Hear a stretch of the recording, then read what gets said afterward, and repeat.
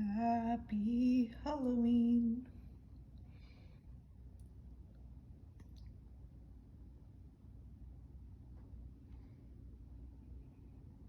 Okay, showing some art. My dog is hiding. I'll show him in a minute. Isn't that cute? We made those. Oh, I think she added this. I don't know. I'll just put that here. There we go.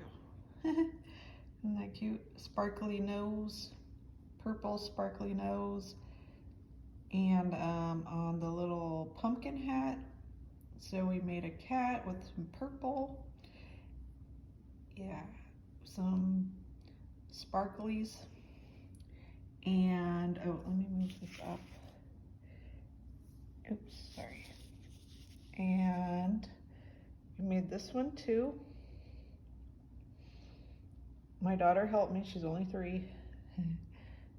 We put a hat on. And a pirate pumpkin. And more purpley one with a shiny nose. Yeah, so we'll make more later, but so cute. So those are all different pieces. My daughter put the eyes on. She's 3. So that's cute. My daughter put the googly eyes and the cat face. So yeah. So which one do you guys like the best? See, there's a pumpkin on this book too.